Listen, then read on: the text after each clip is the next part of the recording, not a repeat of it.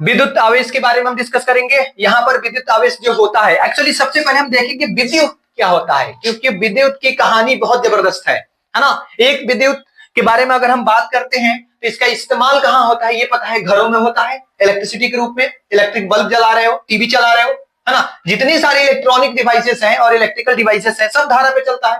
धारा बोले तो करंट पे चलता है। इलेक्ट्रिसिटी का यूज यही है। इवन बिजली जब चमकती है ना, जब बिजली चमकती है तो उसमें भी क्या होता है, वो भी हमारा इलेक्ट्रिसिटी ही है। और भी चीजें आप देख सकते हो, मोबाइल पे आप फोन कर रहे हो ना, तो मोबाइल पे फोन कर रहे हो तो कैसे हमारा जो टावर है ना, वहां से इलेक्ट्रॉन कैसे आते हैं मोबाइल में, जब आकर के वहां उसको धक्का मारते हैं, हमारा मोबाइल रिंग करने लगता है। ये भी क्या है, इलेक्ट्रिसिटी का ही वहां भी कमाल है। तो इलेक्ट्रिसिटी हर जगह है। गर्म पानी हो रहा है, वहां भी कहीं ना कहीं चार्ज वगैरह होता है। तो कहने का मतलब है इसका स्कोप बहुत ज्यादा है। लेकिन हमें एक चीज देखना है कि जब हमारा, देखो यहां पर एक्चुअली में दो तरह का हमारा यहाँ पर विद्युत हो जाएगा। एक विद्युत ऐसा विद्युत होता है जिसमें हमारा इलेक्ट्रॉन ट्रांसफर नहीं होता है, यानी वो स्थिर रहता है। और जब इलेक्ट्रॉन हमारा स्थिर रहता है तो उस विद्युत को हम स्थिर विद्युत का नाम देते हैं। और जब इलेक्ट्रॉन हमारा मोशन में आता है, यानी एम फॉर मोशन, यानी मोशन हम लिख ही देते हैं, यानी गतिशील रहता है, तो उसको बोलते हैं धारा विद्युत। क्या बोलते हैं, धारा विद्युत। यहां तक तो ये हमारा डेफिनेशन वगैरह था। लेकिन अब आते हैं कि हम किसी भी चीज को जब पढ़ते हैं तो मटेरियल होता है, सीधा सा बात है। और किसी भी मटेरियल, कोई भी मटेरियल है, किससे बना होता है स्टूडेंट्स, आपको पता है, वो परमाणुओं से बना होता है। और परमाणु की जब हम बात करते हैं तो यहां देखो आप, हम अगर परमाणु की बात करते हैं तो परमाणु में कौन होता है, इलेक्ट्रॉन होता है, प्रोटॉन होता है, न्यूट्रॉन होता है। और हमें यह भी पता है कि इलेक्ट्रॉन पे नेगेटिव चार्ज होता है, माइनस, हमने माइनस से शो किया है। प्रोटॉन पे पॉजिटिव चार्ज होता है और न्यूट्रॉन पे कोई चार्ज नहीं होता है, जीरो रख दिया हमने, नो चार्ज। और इसके बावजूद भी हम जानते हैं कि परमाणु क्या होता है, उदासीन होता है। उदासीन का मतलब क्या होता है, उदास होता है भाई। ये उदासीन होता है यानी न्यूट्रल होता है। ये न्यूट्रल की कहानी क्यों है, न्यूट्रल की कहानी हमें यह बताती है कि अगर न्यूट्रॉन के पास कोई चार्ज नहीं है ना, और इलेक्ट्रॉन के पास नेगेटिव है, प्रोटॉन के पास पॉजिटिव है, और तब भी ये उदासीन होता है, यानी कोई एक्शन नहीं करता है। इसका क्या मतलब है कि जितना इसके पास इलेक्ट्रॉन की संख्या होगा उतना इसके पास प्रोटॉन की संख्या होगी। यानी जब प्लस और माइनस इक्वल हो जाते हैं तो इसका मतलब यहां पर आप ले लो -5 और +5, क्या हो गया, कट के जीरो हो जाएगा ना, कोई फर्क नहीं होगा। तो ये वही बताता है कि इलेक्ट्रॉन की संख्या प्रोटॉन की संख्या के बराबर होता है। और जब ये बराबर होगा तो हमारा परमाणु क्या हो जाएगा, उदासीन हो जाएगा। परमाणु के जो सेल होते हैं ना, एक्चुअली हम बात कर रहे हैं किसके बारे में, कि हमारा परमाणु का जो शेप होता है कुछ इस तरह से होता है, स्पाइरल फॉर्म में होता है ना। आपने रसायन शास्त्र में, केमिस्ट्री में पढ़ा है, पहले सेल को के का नाम हम देते हैं, दूसरे सेल को एल और तीसरे को एम देते हैं। ये थोड़ा सा बेसिक इंफॉर्मेशन है। और किसी भी जो सेल में जो टोटल नंबर ऑफ इलेक्ट्रॉन्स होते हैं, यानी इलेक्ट्रॉन की संख्या होती है, उसको कैलकुलेट करने के लिए हमारे पास फॉर्मूला होता है 2n²। n का वैल्यू क्या होता है, नंबर ऑफ सेल। अगर हम k की बात करते हैं तो k कौन सा सेल में है, पहले नंबर पे है, तो यहां पर n के बदले क्या रखेंगे, 1, यानी पहले सेल में कितने इलेक्ट्रॉन्स आएंगे, 2। दूसरे सेल में 2 2 जा 4, यानी 2 दूनी 4, 4 दूनी 8। दूसरे सेल में मैक्सिमम नंबर ऑफ इलेक्ट्रॉन कितना हो सकता है, 8 हो सकता है। तीसरे में 18 हो सकता है, चौथे में 32 हो सकता है। इस तरह से हम इसकी बात करते हैं। तो हमें ये चीज पता है ना। लेकिन हम ये देख रहे हैं कि किसी भी परमाणु के शेल में क्या होता है, इलेक्ट्रॉन मूव करते हैं, जबकि प्रोटॉन कहां होता है, प्रोटॉन उसके केंद्र पे होता है। और उस केंद्र को क्या बोलते हैं, नाभिक। क्या बोलते हैं, नाभिक, जिसको न्यूक्लियस का नाम दिया जाता है। और वहीं पे प्रोटॉन होता है और न्यूट्रॉन होता है, यानी परमाणु के नाभिक के पास प्रोटॉन होता है, न्यूट्रॉन होता है। जहां पर प्रोटॉन का चार्ज क्या होता है, पॉजिटिव होता है, और न्यूट्रॉन का चार्ज क्या होता है, कोई चार्ज नहीं होता, उदासीन होता है। तो ये चीज हमने देखा यहां पर। अब हम यहां ये देखते हैं कि एक्चुअली में आवेश कब उत्पन्न होता है, यानी आवेश का जो उत्पन्न होने की जो प्रोसेस है ना, ये कब उत्पन्न होता है ना। और उसके बाद हम देखेंगे कि जो हमारे बिजली चमकती है आसमान में, वो वाला बिजली क्या, वो वाला बिजली और हमारे घरों में जो बिजली है, ये दोनों सेम है या फिर अलग अलग है। सबसे पहले देखते हैं कि आवेश उत्पन्न कब होता है। तो आवेश को उत्पन्न करने के लिए हमारे पास बहुत सारे मेथड्स हैं, लेकिन बेसिकली आपको 3 मेथड पढ़ना है। लेकिन उसमें से हम देखते हैं कि आवेश उत्पन्न होता कब है, उसके बाद देखेंगे डेप्थ में, उसके बारे में स्टडी करेंगे। पहले देखते हैं कि हमारे पास ये कोई बॉडी है ना, ये दूसरा बॉडी है। अगर यहां इलेक्ट्रॉन की संख्या 10 है तो हमने बताया था कि पहले परमाणु क्या होता है, न्यूट्रल होता है, उदासीन होता है, तो डेफिनेटली प्रोटॉन की संख्या क्या होगी, 10 होगी। सपोज कर लो कि यहां भी ये भी सेम मटेरियल है ना, यहां भी इलेक्ट्रॉन 10 है तो प्रोटॉन भी क्या होगा 10। अब हमने क्या किया, दोनों को करीब लाया। जैसे हम करीब लाते हैं ना, ऐसे रबिंग करते हैं, रबिंग के दौरान इट मे बी पॉसिबल, ये संभव है कि एक इलेक्ट्रॉन इसमें से निकल के, है ना, इसमें चला जाए। अगर इसमें से एक इलेक्ट्रॉन निकल के इसमें जा रहा है तो इसमें इलेक्ट्रॉन की संख्या क्या हो जाएगा, 11 हो गया, और इसमें इलेक्ट्रॉन की संख्या अब क्या हो गया, 9 हो गया। यानी इलेक्ट्रॉन के पास साइन क्या है, माइनस, प्रोटॉन के पास साइन क्या है, प्लस। यहां पर प्लस वाला संख्या ज्यादा हो गया, ये क्या हो गया, पॉजिटिव हो गया, और यहां निगेटिव की संख्या ज्यादा हो गया, यानी निगेटिव हो गया। इस तरह से आवेश का जो फॉर्मेशन होता है, आवेश उत्पन्न होता है इलेक्ट्रॉन के ट्रांसफर होने से।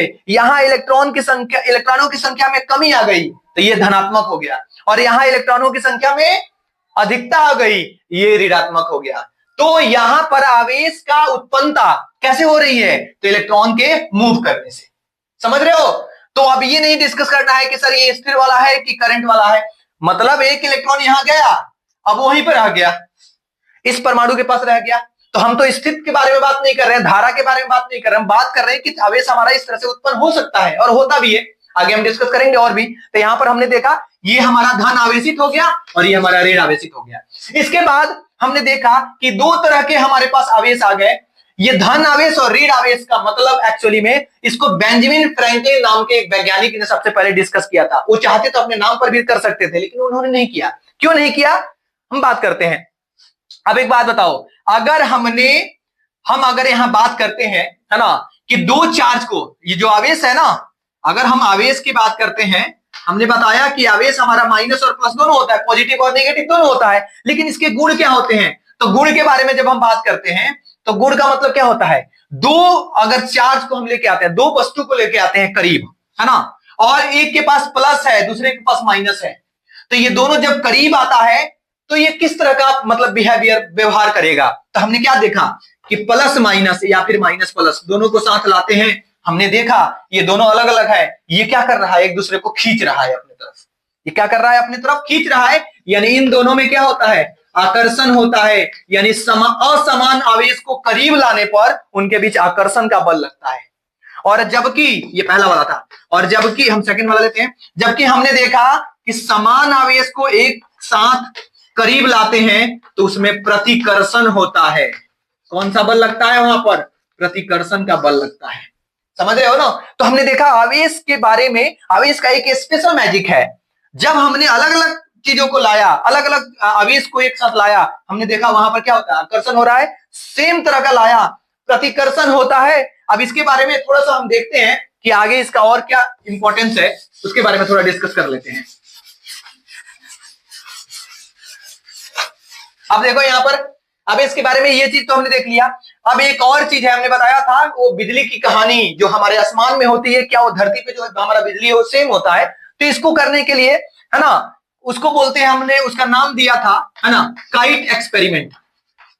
अब ये एक्सपेरिमेंट को हिंदी में क्या बोलते हैं आप जानते हो, लैब में जाते हो आप करने के लिए, है ना, वहां देखते हो काइट वाला एक्सपेरिमेंट था। इन्होंने सबसे पहले सोचा कि वो वाला जो होता है वो सेम होता है कि क्या होता है ना, क्योंकि हमको तो यही बताया गया है, बचपन में कहानियां यही बताई गई है कि बादल जब आपस में टकरा रहे हैं वहां बिजली चमक रही है, एक्चुअली में इंद्र भगवान ऊपर बैठे हैं जो राक्षस को मार रहे हैं, उनका तलवार का धार एक दूसरे से टक्कर हो रहा है ना, वही चमक है।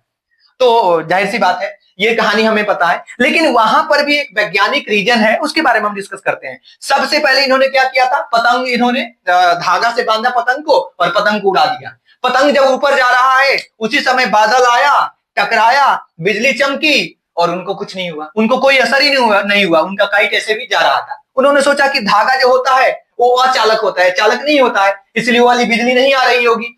तो उन्होंने क्या किया, उसमें एक मेटल का छोटा, है ना, टुकड़ा उसमें बांध दिया और उसको भेज दिया। जब उन्होंने ऐसा किया तो देखा कि फिर भी कोई असर नहीं है, तो उन्होंने सोचा कि लगता है कि मेरा एक्सपेरिमेंट में कुछ ना कुछ कमी है ना। वो मायूस हो गए क्योंकि उनको झटका नहीं लगा। मैं पहले बता दूं आवेश क्या करता है, झटका लगता है। इस बात को अगर प्रूफ नहीं है तो जाओ भाई, बोर्ड है उसके जो 2 होल्स होते हैं उसमें उंगली डाल दो, पता चल जाएगा तुम्हें शॉक मारता है कि नहीं। डेफिनेटली वहां शॉक मारता है, इसके बारे में हम दूसरा एग्जांपल समझाएंगे, पहले इसको समझते हैं कि आवेश क्या करता है, शॉक मारता है, यानी फोर्स अप्लाई करता है, शॉक वाला। तो वहां पर इनको शौक नहीं लगा, यानी इनको शौक नहीं लगा, ये बेचारे उदास हो गए। जैसे इन्होंने फिर दोबारा, ये रोज रेगुलर करते थे अपना एक्सपेरिमेंट, पतंग को छोड़ा, पतंग में मेटल का वो पीस लगा हुआ था और अचानक बारिश हो गई, बादल टकराया, बिजली चमकी और इनको झटका लगा और दुनिया का ये पहले इंसान थे जिनको बिजली का झटका लगा। ये बेचारा खुश हो गया, यानी पहला इंसान था जो झटका लगने पर खुश हो गया क्योंकि इनका एक्सपेरिमेंट सफल हो गया और इन्होंने उसका नाम दे दिया काइट एक्सपेरिमेंट। और इन्होंने सोचा कि ऊपर का जो बिजली वही बिजली है जो हमारे घरों में आता है। समझ रहे हो ना? तो इस तरह से इन्होंने इसको मतलब प्रूफ किया था। काइट एक्सपेरिमेंट बहुत ही फेमस एक्सपेरिमेंट है ना। अब इसके बाद हम देखते हैं, है ना, हमें ये तो पता चल गया कि वो सेम तरह का चीज है ना। अब हमारे पास अलग अलग डिवाइसेस है, अलग अलग मटेरियल्स है, सब मटेरियल्स को हम करीब लेके आते हैं, लेकिन हमारे पास 12 या 14 तरह के सिलेबस में दिया हुआ है ना। अब उसमें कौन प्लस होगा कौन माइनस होगा, है ना, इसके लिए हमने एक तरीका अपनाया है, एक प्रूफ मतलब के तौर पे हमने एक मेथड बनाया है, उसके बारे में हम अगले क्लास में बात करेंगे। फिलहाल में हम ये जान लेते हैं, है ना, कि कोई भी आवेश है, कोई भी वस्तु है, वो आवेश है उसके पास कि आवेश नहीं है, उसके लिए एक डिवाइस हमारे पास है और उस डिवाइस का नाम है इलेक्ट्रोस्कोप। क्या नाम है उसका? इलेक्ट्रो। अब बोलोगे सर ये इसको आप अंग्रेजी में लिख रहे हैं, भाई नेम है, तुम्हारे नाम का हिंदी क्या होगा? वही होगा ना, जो आपका नाम है, कुछ स्पेशल तो होगा नहीं, इलेक्ट्रोस्कोप उसका नाम है। ये एक ऐसा डिवाइस है ना, जो आइडेंटिफाई करता है, मतलब जज करता है, पहचानता है कि हमारा जो ऑब्जेक्ट है उसके पास चार्ज है या नहीं है। समझ रहे हो ना? तो उसके बारे में, इलेक्ट्रोस्कोप के बारे में भी हम अगले क्लास में देखेंगे। फिलहाल में सिर्फ नाम जानो कि इलेक्ट्रोस्कोप एक ऐसा डिवाइस होता है जो कोई वस्तु चार्ज है कि नहीं है उसको ये क्या करता है, सेंस करता है। ठीक है स्टूडेंट्स, अब अगले क्लास में हम बात करेंगे।